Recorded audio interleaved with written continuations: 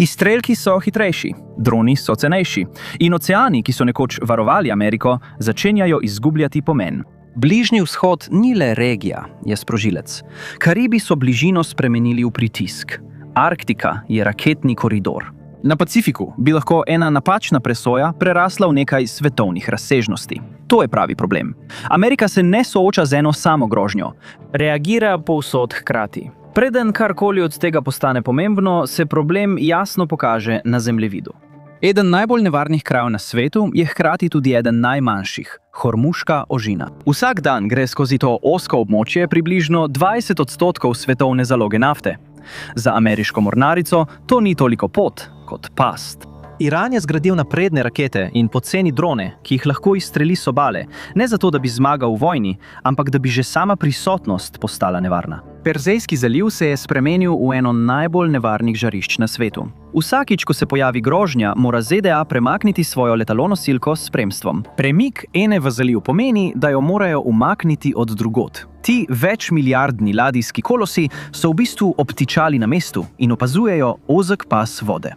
Eno ozko grlo lahko zadrži celotno floto. To ima učinek po vsem svetu. V začetku leta 2026 je Venezuela postala grožnja. Razdalja je včasih zagotavljala časovno prednost, zdaj pa ga odvzema. Odziv ZDA je bil hiter in silovit.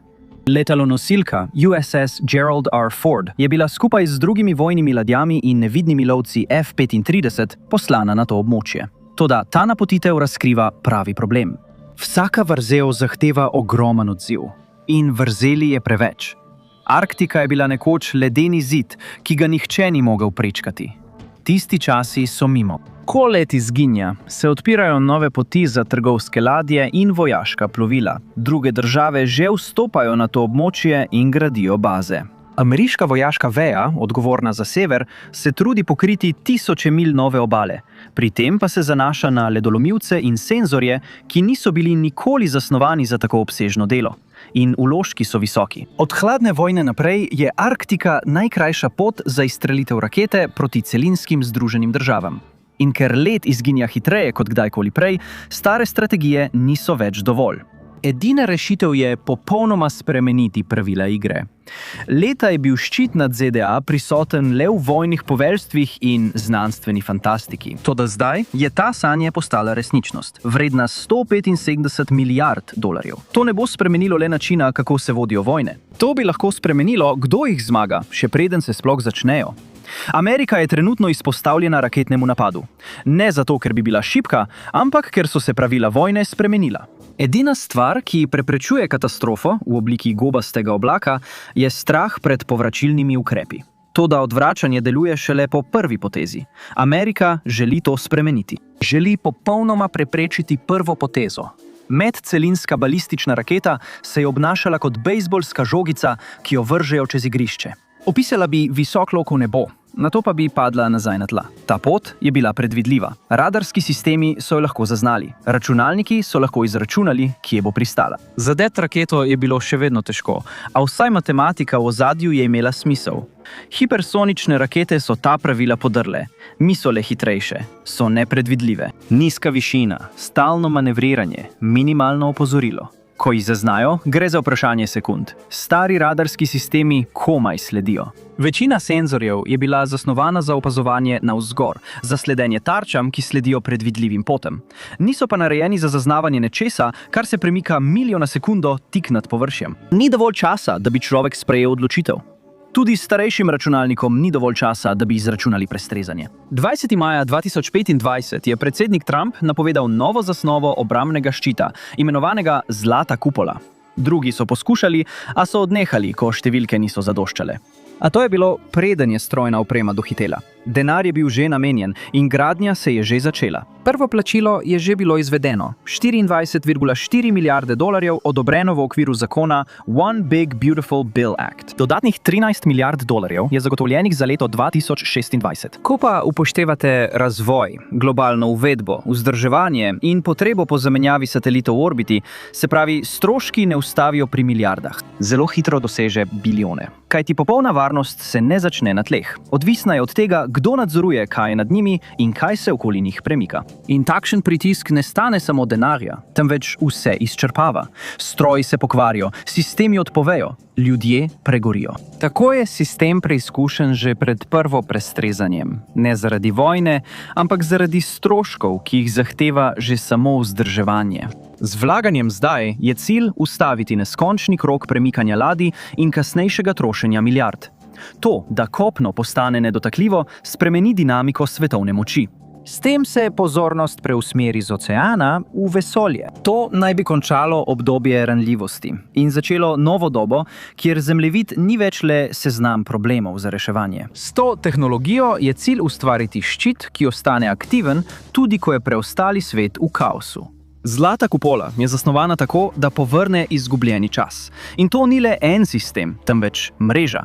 Na tisoče satelitov, povezanih skupaj, brez slepih točk. Senzorji zaznajo izstrelice v trenutku, ko se zgodijo in ostanejo zaklenjeni na cilj, ne glede na to, kako hitro se premika ali koliko zavija. Ko je grožnja prepoznana, lahko prestrezniki ukrepajo zgodaj. Tudi med fazo pospeševanja, cilj ni čakati in prestreči v zadnji sekundi. Cilj je izbrisati grožnjo, še preden sploh postane grožnja. Obdelava vseh teh podatkov je preveč za človeka. Tu nastopi umetna inteligenca. Programska oprema hkrati pregleduje podatke s kopnega, morja in vesolja, ter takoj odloči, katero obrambno sredstvo ima najboljše možnosti, da zadene cilj. Morda izbere raketo na Aljaski, ladjo v Atlantiku ali orožje v vesolju. Sistem to izbiro opravi in izstreli v delčku sekunde. Hitrost je edini način, da premagaš orožje, ki se premika hitreje od zvoka. Ameriška podjetja že trdo delajo. Lockheed Martin razvija programsko opremo, ki tem obrambnim sistemom omogoča brezhibno komunikacijo. Vsak del sistema je že v proizvodnji. Sateliti, prestrezniki, programska oprema, ki jih povezuje v eno neprekinjeno verigo uničenja. Do leta 2028 bodo prvi deli ščita že delovali. In to bo spremenilo način, kako se ZDA trenutno spopadajo z grožnjami. Začetna osredotočenost na žarišča, kot sta Arktika in Pacifik, pomeni, da bodo najbolj nevarni koridorji imeli pravo zaščito. Ni prostora za napake. Sovražnikova tehnologija je že tam zunaj. Vsaka današnja naložba naredi satelite bolj odporne, težje jih je motiti in pripravljeni so preživeti napade.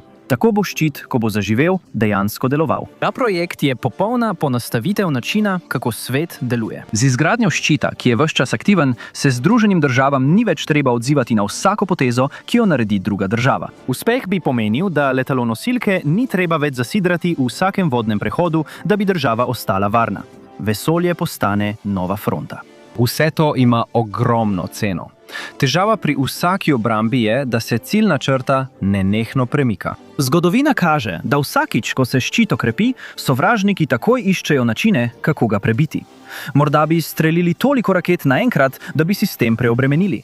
Strokovnjaki opozarjajo, da bi kupola lahko pospešila novo oboroževalno tekmo, v kateri države ne kopičijo le tradicionalnega orožja. Namesto tega tekmujejo v razvoju naprednih tehnologij, ki so posebej zasnovane za obhod tako imenovanega neprebojnega ščita. To bo ustvarilo krog stopnjevanja, ki lahko naredi svetovne konflikte bolj nepredvidljive in tehnološko intenzivne kot kdajkoli prej. To je nenehno nihanje sem in tja. Ljudje, ki gradijo ščit, proti ljudem, ki poskušajo najti luknje v njem. Kajti, če večina raket ne more zanesljivo doseči celinskih Združenih držav, se vse spremeni. Najpomembnejši kos zemlje v tem sistemu ni niti v Washingtonu, je v Arktiki, Grenlandija. Ne gre za politiko, gre tudi za geometrijo. Najkrajša pot med državami poteka čez pol. Grenlandija leži neposredno pod to potjo. Če nadzoruješ Grenlandijo, prvi vidiš grožnjo. V središču te strategije je vesoljska baza Pitufik, kjer je ogromen radar, ki sledi raketam in objektom v orbiti. Podatke takoj pošilja obrambnim ekipam in zazna tudi najmanjše predmete z izjemno natančnostjo. Grenlandija se spreminja iz kraja, ki samo opazuje, v kraj, ki lahko tudi vrne udarec. Načrt predvideva več senzorjev in celo možnost prestreznih raket na ledu. Če lahko grožnjo ustavimo, ko je še nad Arktiko, nikoli ne doseže poseljenih območij. Z nevtralizacijo nevarnosti daleč stran se tveganje za celino drastično zmanjša. Če pa je Arktika odprta, Celoten ščit odpove. To je tisto, kar v resnici kupi $175 milijard ne le obrambo. Nadzor nad časom, nadzor nad prostorom, nadzor nad geometrijo. Toda ali ščit res naredi Ameriko nedotakljivo? Ko bo popolnoma aktiven, bodo morale vse druge države popolnoma premisliti, kako uporabljajo svojo moč. Dolga leta je bila zunanja politika omejena zaradi dejstva, da bi lahko bila domača tla tarča. Vsakič, ko je kdo ukrepal na območju, kot je Južno-Kitajsko morje, so se voditelji morali bati spopada, ki bi lahko na koncu dosegel ameriška mesta.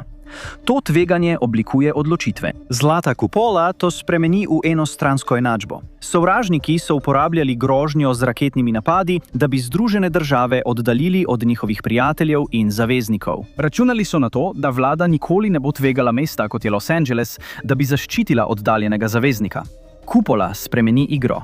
Vsaka rdeča črta se premakne. Vsak sovražnik znova preračuna svoj položaj. Celotna logika jedrskega odvračanja, zagotovljenega medsebojnega uničenja, je temeljila na enem prepričanju. Nihče ni mogel ustaviti izstrelkov, ko so bili enkrat izstreljeni.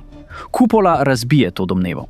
Če lahko Amerika prenese prvi napad in še vedno odgovori, grožnja jedrske izmenjave ni več vzajemna. To je najpomembnejša sprememba v logiki vojne po Hirošimi. Vojska lahko izbira, kdaj in kje se bo vpletla, ker je domovina zaščitena. Prijatelji in zavezniki bi lahko videli, da se njihove vloge spreminjajo. Če Amerika ne potrebuje več obroča ladij okoli sebe, se razlogi za nameščanje teh ladij na določenih območjih spremenijo. Zaščita drugih postane izbira, ne pa nekaj, kar je nujno za varnost države. Protesti Pekinga povedo veliko več, kot nameravajo. Razkrivajo, kako zelo zlata kupola že spreminja ravnotežje. Njihov argument je preprost. Če lahko ena država udari brez strahu pred povračilnimi ukrepi, stara pravila vojne ne veljajo več. Že sam ta strah spreminja vedenje. Rusija že prilagaja svojo strategijo. Druge države pa se zavedajo, da se soočajo z igro, ki je še niso povsem razumele. Seveda pa največji sovražnik kupole morda ni balistična ali hipersonična raketa, temveč dolar.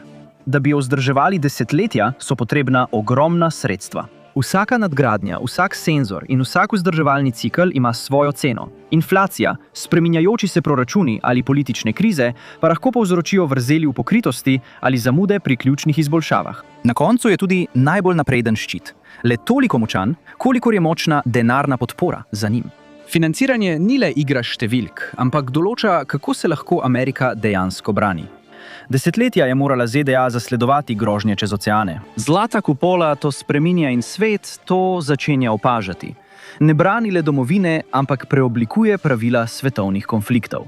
Prva država, katere ne bo mogla prebiti nobena raketa, je morda prva, ki bo popolnoma preoblikovala svet. Doba odzivanja povsod hkrati je končana in ko bo zlata kupola dokončana, bo svet spoznal strašljivo resnico. Nekateri igralci preprosto ne prenesejo poraza. Hvala, da ste se mi danes pridružili. Upam, da vam je bil video všeč in če želite videti več takšnih videov, razmislite, da se naročite in vklopite obvestila. Resnično naredi razliko. Še enkrat hvala in se vidimo naslednjič na Matpaku.